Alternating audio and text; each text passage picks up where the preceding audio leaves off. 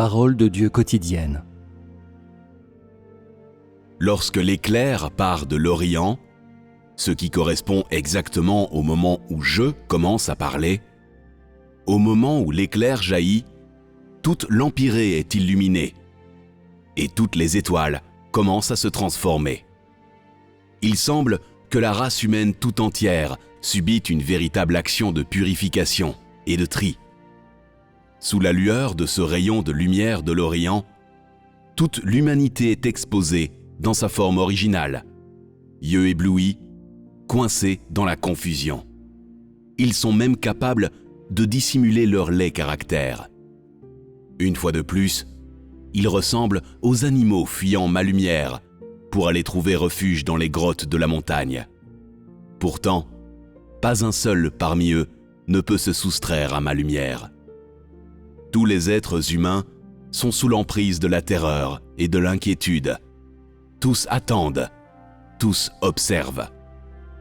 Avec l'avènement de ma lumière, tous se réjouissent du jour où ils sont nés, et même tous le maudissent.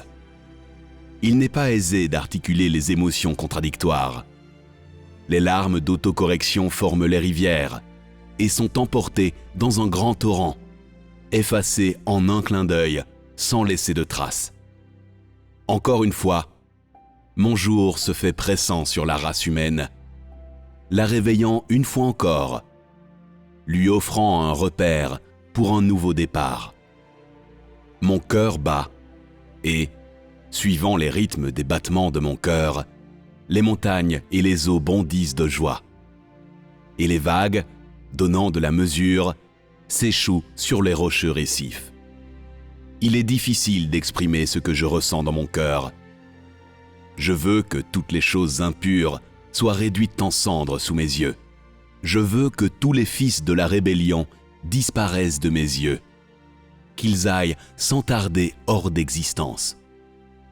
Non seulement j'ai opéré un tout nouveau commencement dans la demeure du grand dragon rouge, mais j'ai également entrepris une nouvelle œuvre dans l'univers. Bientôt, les royaumes de la terre deviendront mon royaume. Bientôt, ils cesseront à jamais d'exister en raison de mon royaume, parce que j'ai déjà obtenu la victoire, parce que j'en suis revenu triomphant.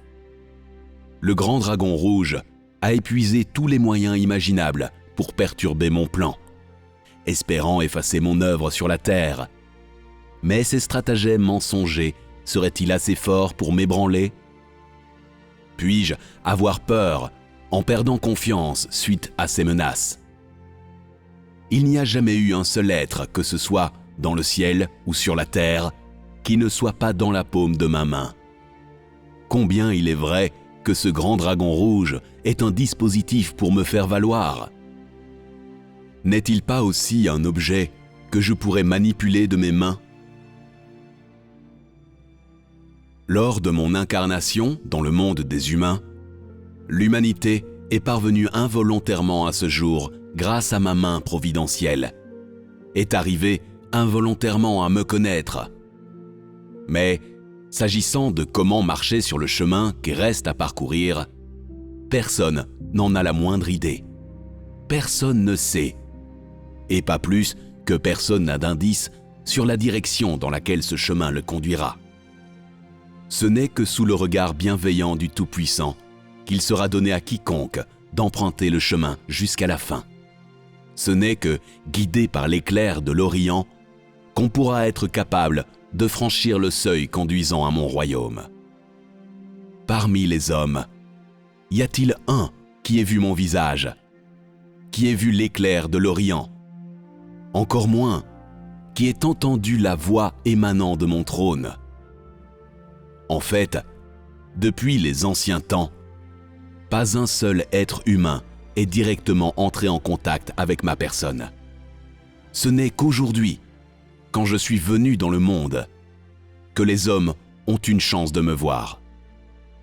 Mais même maintenant, les hommes ne me connaissent toujours pas. Tout comme ils regardent seulement mon visage et entendent seulement ma voix, mais sans comprendre ce que je leur dis. tous les hommes sont pareils. Faisant partie de mon peuple, n'êtes-vous pas animé par une grande fierté lorsque vous voyez ma face? Et ne ressentez-vous pas la honte la plus abjecte parce que vous ne me connaissez pas? Je marche et je vis parmi les hommes, car je suis devenu chair et je suis venu dans le monde des humains. Mon but, ce n'est pas simplement de permettre à l'humanité de contempler ma chair. Plus important encore, c'est de permettre à l'humanité de me connaître. En outre, je vais, à travers ma chair incarnée, condamner l'humanité pour ses péchés, vaincre le grand dragon rouge et saccager sa tanière.